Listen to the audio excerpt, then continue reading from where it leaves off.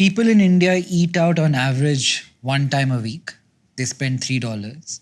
People in the US eat out on average 4 to 5 times a week. In China, it's twice a week. But in China and US, they spend a significantly higher amount of money. In China, the average meal is $10. In US, is $20. India is $3.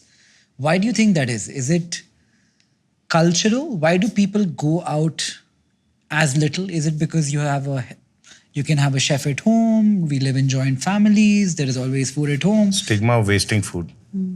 घर पे एक plate कम लगाना बोलना पड़ता है एक हफ्ते advance में कि आज मैं नहीं खाना I think that we are eating out and we're growing very, very quickly.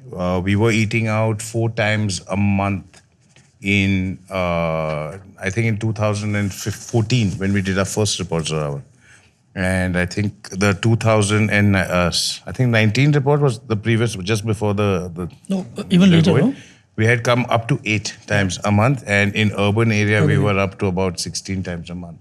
But give you an example, Singapore eats out 52 times a month. Yeah. Right? I read that and I saw that the that's like valuations of twice a restaurant day. chains in Headroom. Singapore is ridiculous. Yeah. They're billion-dollar restaurant companies. But they're still not valued at the same value that the companies in India are valued. Yeah. Okay, so the QSR industry in US, for example, is 50%. In China is 20%. In Korea is 30% Of that market? of that market. Okay. In India is just 3% today. In UK, you're saying it's 50% of the US. Yeah, US, yes. US, I read this number that as much as 60% of overall consumption in the country is QSR. Really? Of food. No, just consumption. Overall consumption. Across the GDP. Yeah. Across the GDP? Across the consumption spectrum. And see, most of the money people spend is on food, right? Like even in India, Disposable consumption income, yeah. between groceries and eating out and delivery and all of this is a large part of consumption.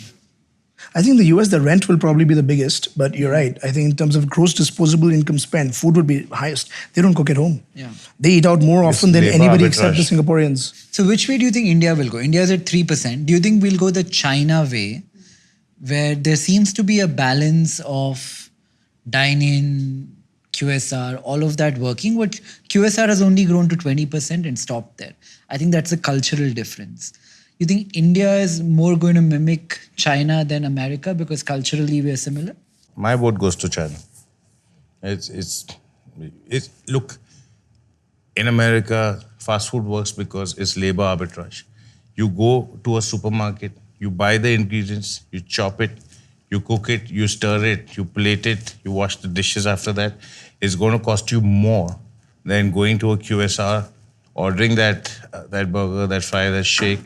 It's going to be cheaper, faster, quicker. And so in India, it's not that yet. It's still cheaper to make food at home.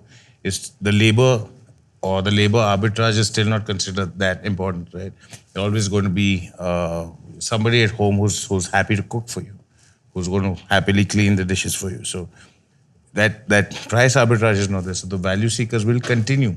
Is that to go what to could the actually market. help your industry eventually? I If think- cost of labor goes up? It will go up because you see, right now, 1 in 4 employable people are Indians in the world. 1 out of 6.5 is Indian. 1 out of 4 in the world, and somewhere the demand and supply is going to equalize. We are anyway seeing a lot of strain on the labor department. Canada has opened up its gateways. They're taking in as many people. The Middle East is taking in, shiploads of people from India.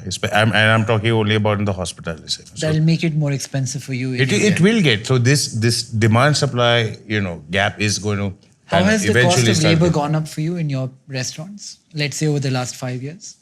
I think what has happened is you want to be south of 15% when it comes to your labor cost. That is a broad level thumb rule. So 30% cost of goods.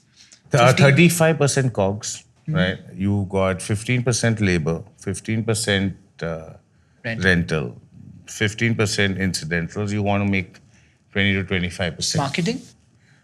About 3% or 4%. Is that all? Yeah.